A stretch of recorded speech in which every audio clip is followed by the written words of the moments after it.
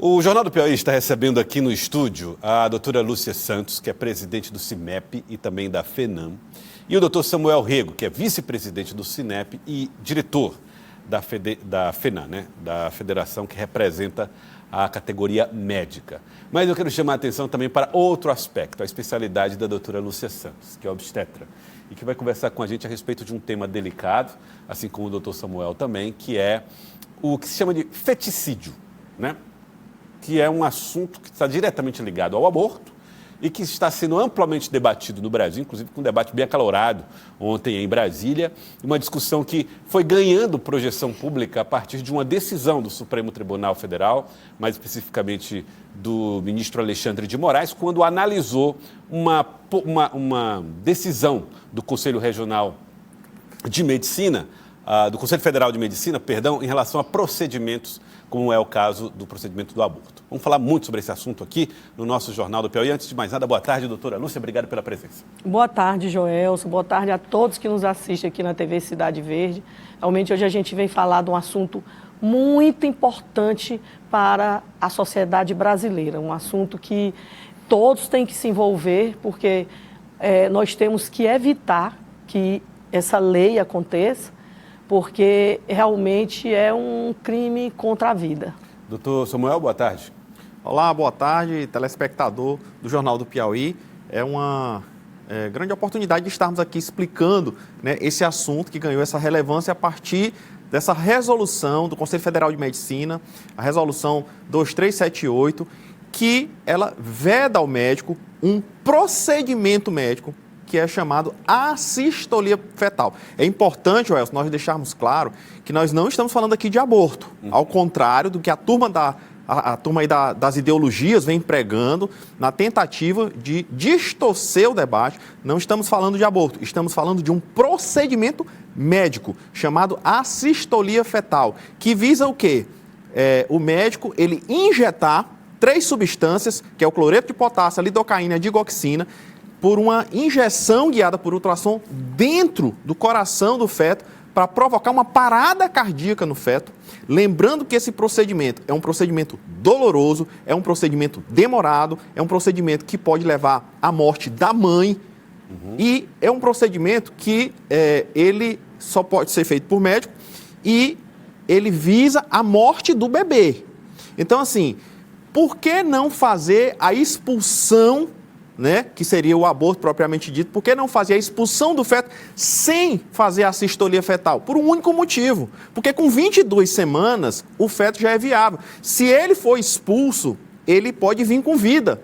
E aí, a partir do momento que ele nascer com vida, obrigatoriamente ele tem que receber assistência. É muito importante a gente detalhar isto, porque é o seguinte, o Conselho Federal de Medicina publicou a resolução dizendo para os médicos, olha, vocês não podem fazer isso, né? Não se trata de aborto ou não aborto. Não pode fazer esse procedimento especificamente. Isso. E aí o ministro Alexandre de Moraes entendeu que ele deveria ser feito, ou que ele poderia ser feito, ou que o Conselho Federal não poderia se meter nisso. Para a gente entender melhor, Joelson, é o seguinte. Essa resolução do CFM, ele trata, porque veio lá no Legislativo, lá em Brasília, a possibilidade de fazer isso, esse feticídio, em casos, né, porque nós temos 3 casos que é permitido o aborto, que é legal. Em casos de estupro, de risco à vida da mãe e em casos... Malformação. Em casos, desculpe, lembrando aqui, da malformação, no caso específico da anencefalia, né, que é incompatível com a vida. Então, esses 3 casos, nosso Código Penal já aceita, né, há muito tempo. Isso vocês não questionam? Não, isso aí já para fazer aquilo que está o aborto. Na legislação, vocês já fazem e não há questionamentos? Então. Não, com certeza. Só que um partido, né, o PSOL, ele entrou para fazer a assistolia acima de 22 semanas, porque aborto, em medicina, é diferente do termo usado pelos advogados, pelos juristas. Aborto em medicina é antes de 22 semanas. Depois de 22 semanas, não é aborto, é antecipação de parto. O parto é viável. Então, o partido entrou para que pudesse também fazer um procedimento acima de 22 semanas. E isso que o doutor Samuel explicou, como você fazer acima de 22 semanas, o feto é viável, então ele vai vir com vida. O que é que eles entraram nesse projeto de lei? Para se fazer o feticídio, é a morte do feto, matar o feto antes de fazer o aborto, que o aborto é o esvaziamento uterino, né, com dilatação e usar os procedimentos de esvaziamento uterino. Mas esse projeto de lei do pessoal é para fazer a morte do feto antes de fazer o aborto, que é o esvaziamento uterino. E isso é que a gente bate, porque já é permitido, e nesses 3 casos legais, mas depois de 22 semanas já é antecipação de parto. Então não tem, aí você corre risco, aí nós estamos, o que é que nós discutimos ontem na audiência pública, que eu, como presidente da Federação Nacional dos Médicos, fui chamado para debater, o doutor Samuel, o diretor da FENAM, tivemos lá. Existem 3 personagens envolvidos nessa questão. O feto, que tem direito à vida, porque nesse caso ele já é viável, e aí aconteceria um assassinato. A mãe, porque é um risco grande, é um risco para a mãe de vida para ela, nesses casos. E o próprio médico, porque o médico cometeria assassinato. Então, não é vantagem para ninguém, né? Então, a discussão é exatamente isso. Após 22 semanas, não tem como fazer um procedimento como um médico que é treinado, usa toda a sua capacidade mental e intelectual para salvar vidas. Essa mesma capacidade intelectual e mental é onde está também seus valores morais, é onde está a sua religiosidade, espiritualidade. Nós somos treinados, nossa expertise é para salvar vidas. Então, a questão é essa. Depois de 22 semanas é viável, e quando acontecer o parto logo depois, tem que se dar toda assistência à mulher, que se diga que nós lutamos com todas as forças para que as mulheres tenham uma assistência de qualidade, uma saúde pública de qualidade na assistência à mulher. Então, o que a gente está dizendo é que depois de 22 semanas não tem condição, isso é um assassinato, e essa criança vai para adoção, porque, como eu falei, para os 3 personagens envolvidos, não há vantagem.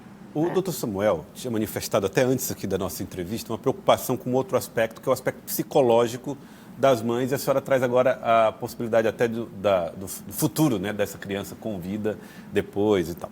Como é que o aspecto psicológico pesa dentro desse cenário que envolve tantos personagens, como a doutora Lúcia falou?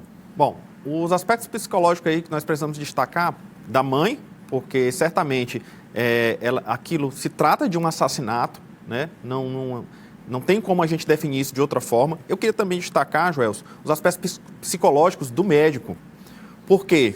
Porque nessa resolução, o Conselho Federal de Medicina ele não extrapolou suas prerrogativas, né, de estar ali conduzindo o trabalho do médico. Então, o médico ele está resguardado pelo seu código de ética de não fazer nenhum ato que vai contra a sua consciência. Então, ninguém poderá obrigar um médico a realizar um ato tão monstruoso como esse, que é tirar uma vida de uma criança que está ali indefesa, que não tem como recorrer, né, à justiça, não tem como recorrer aos processos de defesa da vida.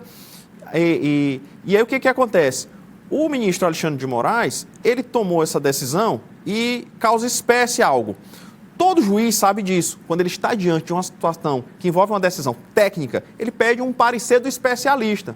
Muitas vezes esse parecer não é suficiente. Ele chama o quê? Uma junta de 3 ou 5 especialistas, no caso médico. Só que agora nós estamos diante de um parecer de um conselho que envolve 28 médicos que representam os 26 estados do Brasil, que fizeram uma decisão técnica baseada em aspectos científicos. E eles avaliaram todas essas questões, inclusive essa questão que você levantou, né, das condições psicológicas. Então, como a doutora Lúcia já bem relatou, esse tipo de procedimento ele não é vantajoso nem para a criança, nem para a mãe, e para o médico, então, nem pensar, porque ele foi treinado para salvar vidas e, de forma alguma, ele pode estar indo contra, né, esse seu código de ética médica que resguarda ele. Mas aí, doutora, vem uma outra questão. Como é que deve ser, então, a postura? O doutor Samuel disse, olha, até aconselhou, né?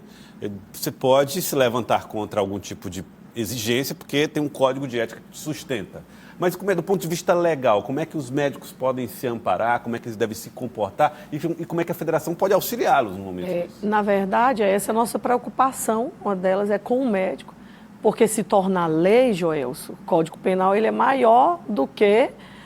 O Conselho Federal de Medicina é uma autarquia também, mas o Código Penal é maior do que a autarquia, no caso, o Conselho Federal. Então, se for feito essa lei mesmo, o médico vai, com certeza, ser obrigado a cometer um assassinato.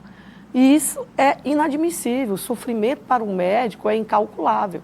Lembrando que todas as decisões de lei, como o doutor Samuel falou, é baseado na expertise, no aparelhamento técnico de quem pode falar sobre isso.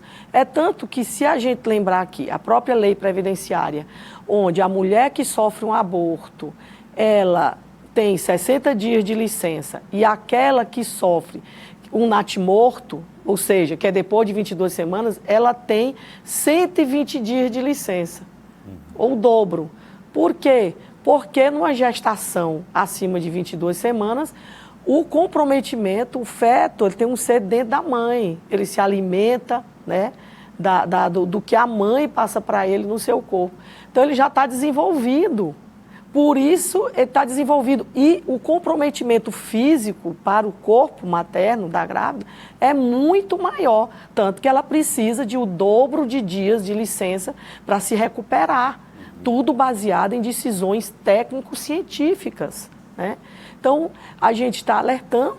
Nós estamos lutando muito para que não aconteça essa lei no Congresso Nacional, todo mundo se arregimentando, porque não faz sentido para nenhum dos três entes, e eu como obstetra, eu não posso, é impensável para mim eu estar de plantão ou mesmo uma paciente minha de plano de saúde, eu ter que ser obrigada a fazer.